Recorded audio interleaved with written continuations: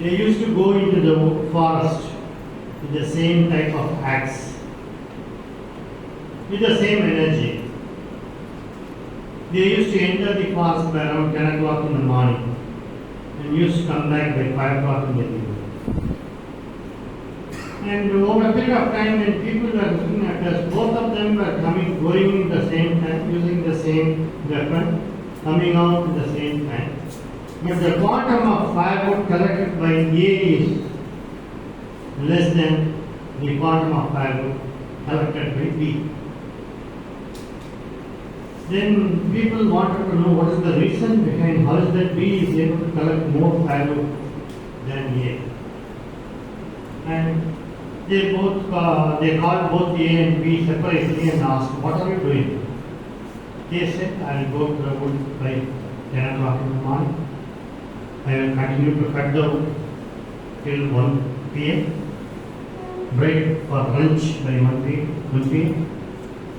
Again, return to work by 2 p.m. Go on cutting wood. By 5 I will collect everything. Okay, then they called B and asked, what's that you do?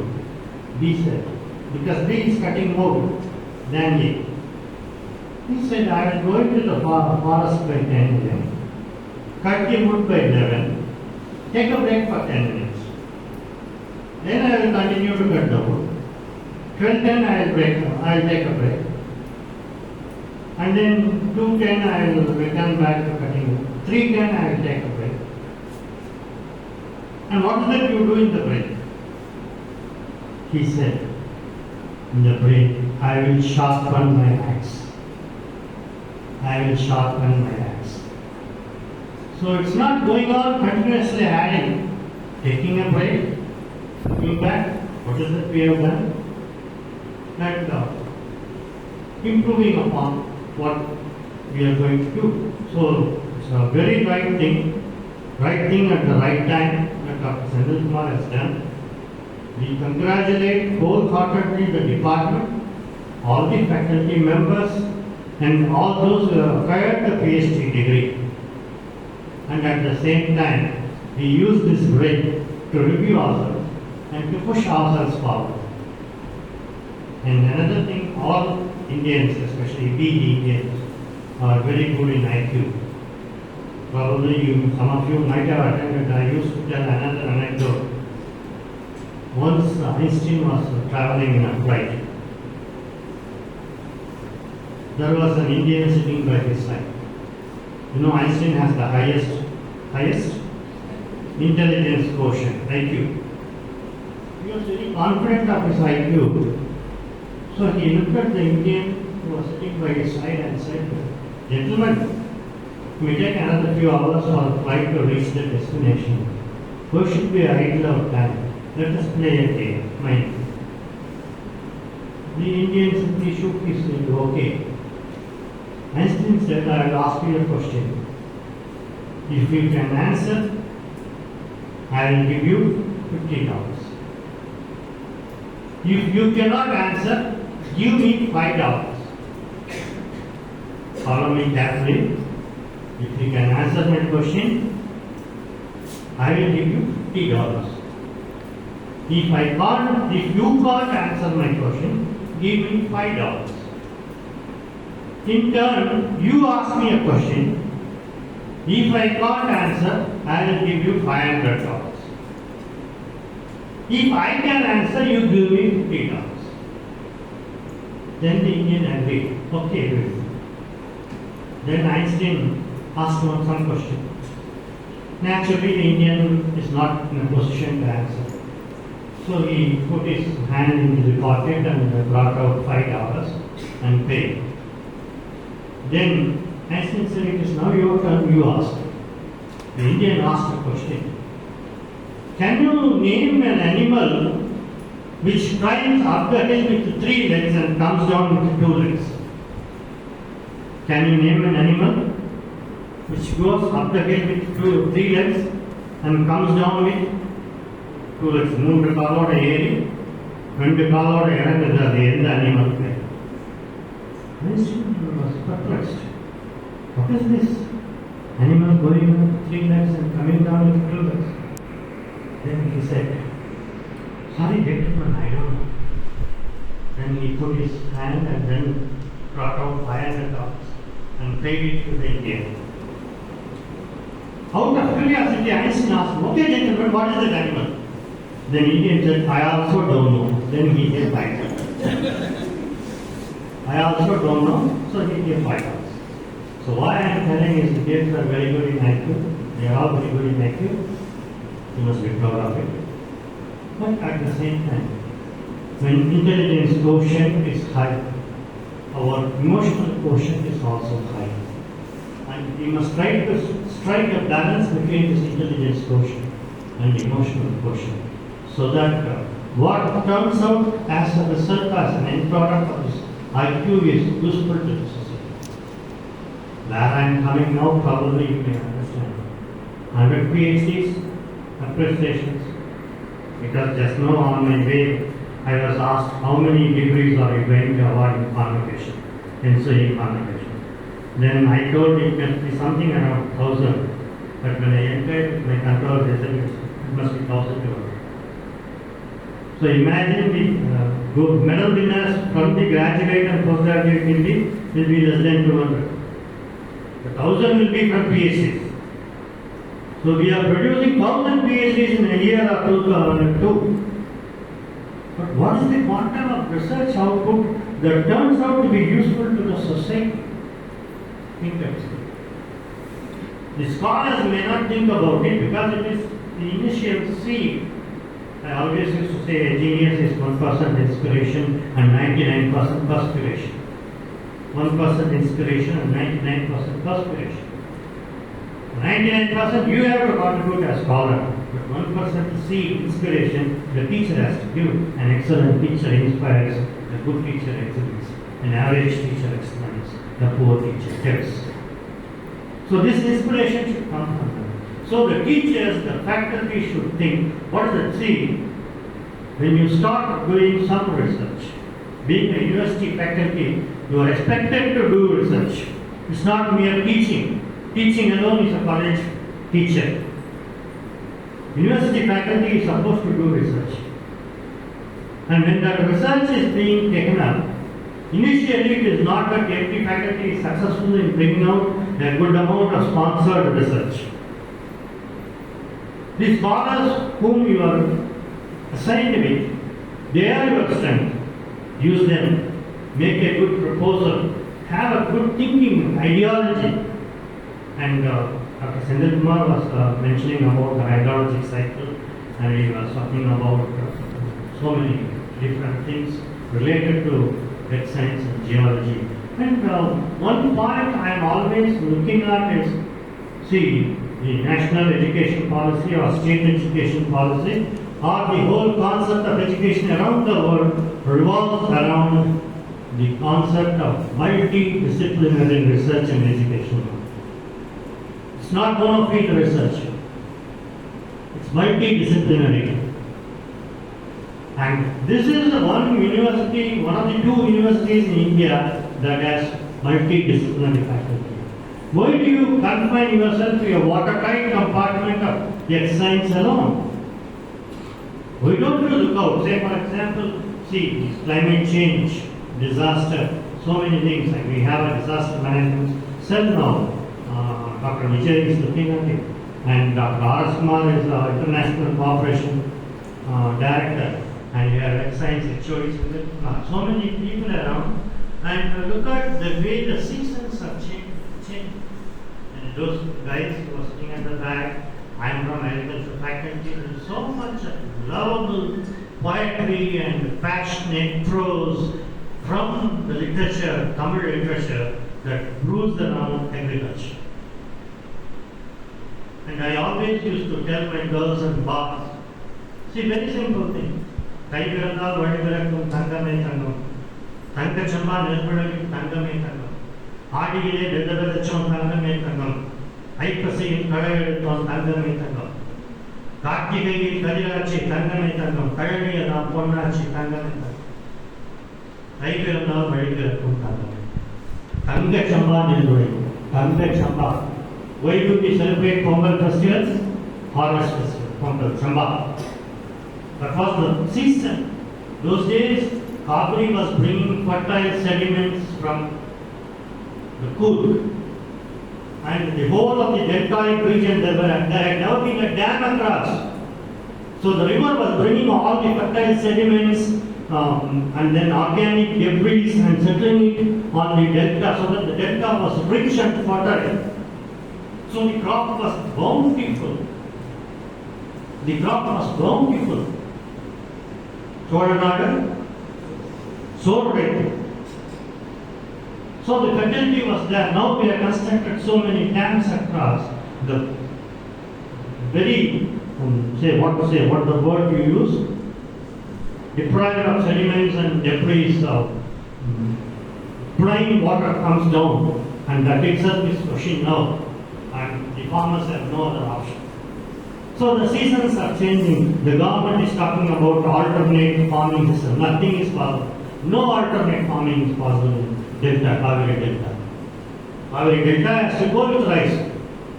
Because rice is the crop most suited, that's why our ancestors have chosen rice. So there are so many aspects where the earth science faculties can put their mind to look at. And see, if you look at me as a successful scientist from agriculture faculty, I had only two concepts right from the beginning of my research career, probably from 97-98. One was weed management, another was cropping system. My Ph.D. title was in weed management and cropping systems of Tanjore Delta. From that, I divided two. One is weed management, another is systems. And then now I have one, after nearly about 25 years of research career, I have one single contribution that was mentioned, integrated farming of rice, fish and flour. All these years I was working with the PhD scholars initially. And what the PhD scholars can do within 3 years? Do you think that they can just bring out the technology which is rightly transferable to the field? No, it's not possible. They will only get the first step clue. Then you may have to develop it with the second scholar or third scholar, submit a research proposal, hire some people for research associate and senior research fellows, then take it up for transformation. And unless it reaches the society, all our findings will be there on the shelves of the Department of Earth Science or the library, which will not be of any use to the society. And you know, I always used to say, India is the only country where education is subsidized. Nowhere else education is subsidized. Probably we have guests from Germany, they may know. Either in Europe or in US, education is very expensive. It's not easy to do a PhD. But in India, we do a PhD just like anything. And as I was telling you, within 2 years, we are going to award around 1,000 PhDs. And this PhD, I always used to say, when I go to a graduation, Tamil part, cinema part, in the graduation is சொல்றேன். வாழநினைக்கால் வாழலாம், வழியா இல்லை பூமியில், ஆழக்கடலும் சோலையாக, ஆசை இருந்தால் நீந்தி வா. So he used a word there, he used a couplet there. பார்க்க தெரிந்தால் பாதை தெரியும், பார்த்து நடந்தால் பயணம் தொடரும். What do you mean by பார்க்க தெரிந்தால்? So that is initially, if you are dark, standing in dark, somebody comes and gives you a torch, if you flash the torch, you get the light only for 6 feet. But if you stand there, if the light is only for 6 feet, I cannot reach my goal, destination, then you may have to stand. If you walk at 6 feet ahead, then you will have another 6 feet ahead. So that is what he says, this PhD is the torchlight that both the faculty member and the scholar they are getting. With that torchlight, you may have to walk further, develop that with a transferable technology. And of course now, earlier we said, publish or perish. We may have to publish. And now, if you publish, you will perish because you will lose your patentability if you publish. You need to take a patent, you need to take an IPR. But in my opinion, taking a patent or taking an IPR doesn't gain anywhere else.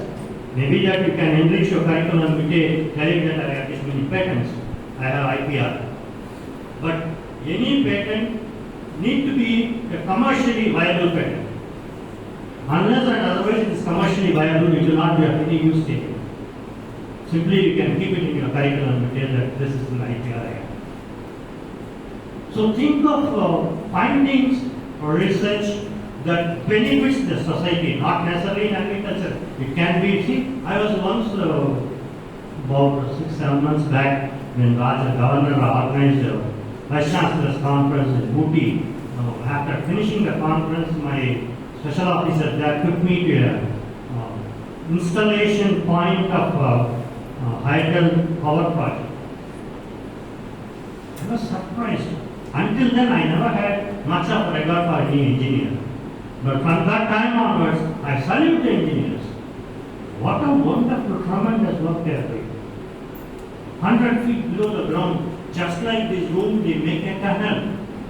And there to certify the stability of the earth surface that it can accommodate this much size of a tunnel, and an earth scientist is required.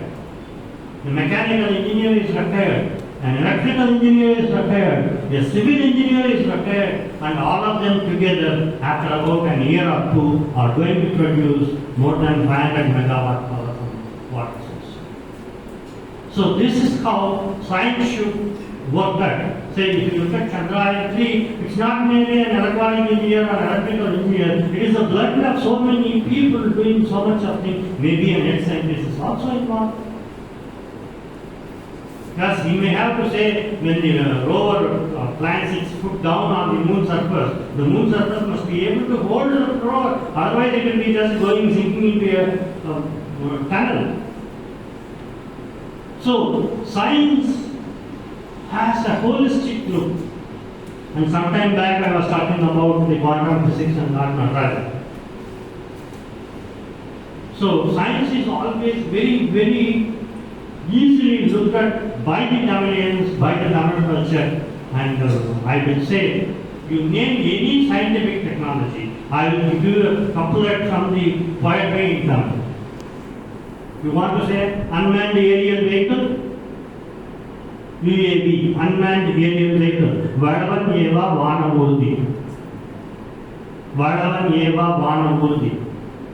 Organic farming, natural farming, Nalli Nadata Naisa Vadai. Waste to wealth, Karani Ampal Vadi Todikai Mahadi. And then from Darwin up to hydrology cycle, we have, see, I will always say, for example, you talk about multimedia. What is multimedia? Guys, my dear children, what is multimedia? Text, image, audio, video. Am I right?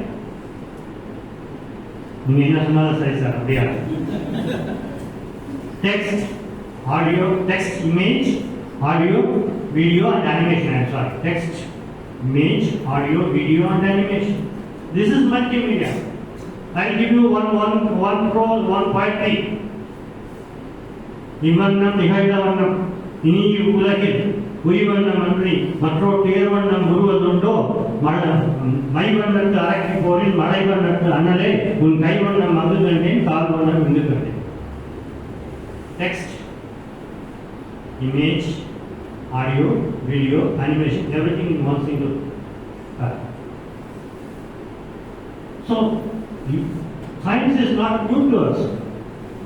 We have not documented all our findings, all our ancestors' treasures. But we can look at it, we can again reinvent it and document it the way the Western world wants. And that is how, as I was just sparkling, this is a good occasion. We are shocked. We have applauded your progress for 100 PhDs. Congratulations. Look at the way you have done. Think that the ways and means by which we have to improve the earth science will definitely succeed with much more laurels, and competence of the faculties are high. They are really contributing very good concepts in the field of earth science. Congratulations. Thank you all. Thank you. Thank you very much for the wonderful address. Now I request our dean, Faculty of Science, Dr. V. Ramasamy, to say a few words of felicitation.